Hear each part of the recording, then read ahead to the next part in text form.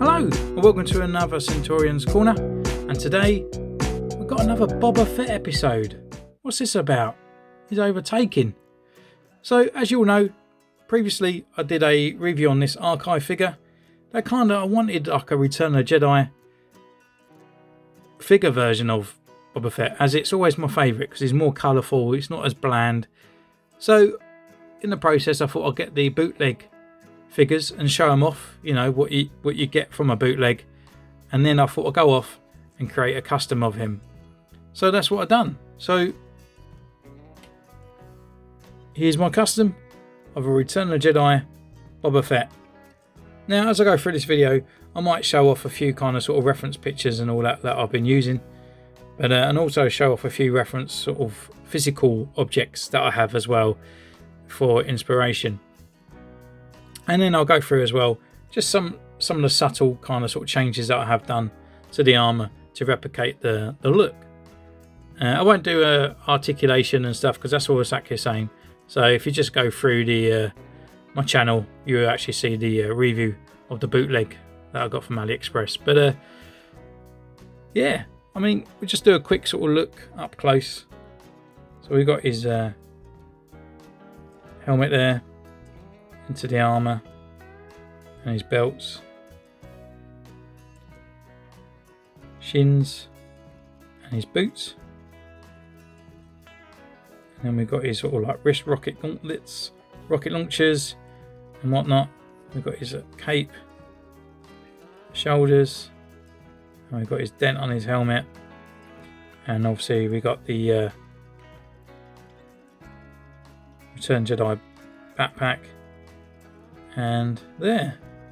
So we'll just go through these sort of like subtle different changes in there. So what I've done, I've darkened the green. At first I thought the green was sort of like dark enough, because it's not, it was a little bit darker compared to the actual original. So I kind of sort of sat back and thought, no, it does need to be a lot darker. So I made that darker. I made his sort of gauntlets, wrist rocket things, I made those red, and I recoloured his shin pads as well because I kind of wanted it a bit more sort of uniform looking, and I wanted to dull down the sort of brightness of it as well, because as you see on the review, it's kind of like when they've done the paint job, they kind of sort of like put it on top. They don't actually really recreate the 3D effect in as of paint. They don't paint the sides of the armour, it's just kind of like slapped on top. So for me to paint that, I had to recreate and make my own yellow to go around. At first it was a bit too yellow and bright, but I thought once I start weathering it and all that, it would start bringing that colour down, and it did. But the main sort of differences that I had to do was with his belt. I don't know if you saw on my Instagram that I completely had him in bits, so you can pull his legs off, you can pull him off the waist, and you can pull his head off, and obviously his jetpack. And if you pull his waist off, you actually can get the belt off as well. So what I did with the belt, where they're normally at the front, I kind of sort of just cut them just slightly inside and cut off his holster, because he doesn't have his holster in the Return Jedi version. And then just place these little kind of sort of satchel pouches just on the side and glue those on with my sort of 2 epoxy glue. And I've got some milliput, and I filled in the bits where I cut and then repainted it. And also at the front he has pockets all around, which he does on here, which I always find a bit strange really, because he's more, even though Jango Fett died in Attack of the Clones, sorry for spoilers, but his armour and his influence of the armour is more from this one. This is Return of the Jedi compared to Empire Strikes Back, which is a lot earlier and closer to Attack of the Clones. So they obviously looked at this one more than they did at this one, and maybe the designers didn't know there was any major differences. I don't know. But the major ones is his belt, which is exactly the same as Jango's, where they've got pouches all around. So I just created it with milliput, just created some more little pouches in there, and just painted it all as one. So hopefully it all blended in, and you don't really notice too much. And also on his Gauntlet part here, I just went over with really put over this sort of like exterior kind of bit, because on here it's kind of like a metal gun kind of sort of thing there, and I just had to go over it because it's kind of sheathed. I guess it's got an actual covering over it. And if you look at your Jango Fett figure, he has that. And yeah, I just thought it was kind of weird really, because you would imagine like this one's kind of like a bit later on where he's a lot more beaten up compared to this guy. But yeah, it's a bit on a strange sort of size where they kind of come from, the Jango Fett. But anyway, never all that. So done all that, covered all that in and weathered it and made it red. His armour, I used a bit of like copper over the sort of nooks and crannies first, and then I would just fill them in with a little bit of silver just to give it that kind of sort of like more shine, kind of sort of like bam effect really, rather than this kind of sort of like very dull silver. And then on the helmet, just the only thing that's original colour is that I left this part up here original, and the sort of like inner cheek here. We went over the red because it kind of had this sort of digital looking kind of printed of the metal bash over it. It was all dotted and everything, so I had to go over that and put in my own kind of sort of like bashes. And yeah, unfortunately where I had to repaint the helmet, I had to do the yellow dots again. It's kind of sort of okay, it's passable, kind of looks a bit damaged because there's no way I'm ever going to get this kind of neatness, I guess, on the helmet there. And also these are kind of sort of like greeny silver on the Return of the Jedi, like his earpieces. And then also on his rangefinder, this one's bright yellow on Empire Strikes Back, and they sort of dulled it down for the Empire Strikes Back edition. Other parts I've done was his banded, well, his Wookiee kind of braids. Just went over it with a little brown on there just to give it a little bit more of a different kind of sort of texture colour.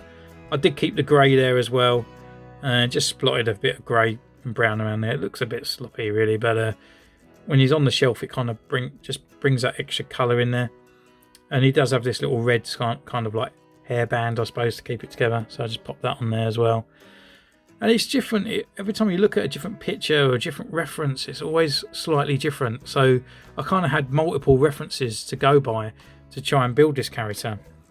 And with note, with his jetpack, it's obviously a lot brighter and a lot different colour compared to this horrible green matte. Oh, it just looks like a lump of plastic. It's not a nice green at all. And obviously I've just gone over that, done with the silver again, done the silver rocket at the top. And we do have these sort of black lines on there that does sort of make it a bit cartoonish. But once I went over it with weathering and a little bit of silver just to sort of break it up a bit, you know, it does the job. I did originally do this quite bright orange, which you can't still notice. I did use the yellow to go over that, but I didn't mix enough yellow that I made up for the stuff, and kind of just blended it in with a little bit of other stuff. And you know, it's probably not as accurate as it should be on there. Maybe I'm a bit lazy to go back to it, but I kind of like it. I kind of like this sort of orange and the blue.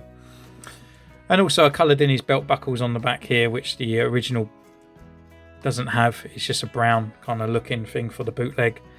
And with the cape as well, I just cut it right down. So this is what I cut off. Just dirtied it with a green and some blacks, and just folded it back in and re-glued it on his shoulder. So it's just a few holes in there, just so it looks a bit worn, torn, and a little bit well, just beat up really. And yeah, I'm kind of happy with him really. The only other differences as well that he has is that's the ESB kind of blaster, and I had a gun with one of the other characters that I'll show you in a sec, and it's the same sort of size, and it's the more sort of reminiscence of Boba Fett's gun. It's the one with the sort of like the muzzle kind of look on the end, and I kind of just went by a reference picture. It was a bit gold and a bit silvered battered. It didn't have any of these sort of like handles on there.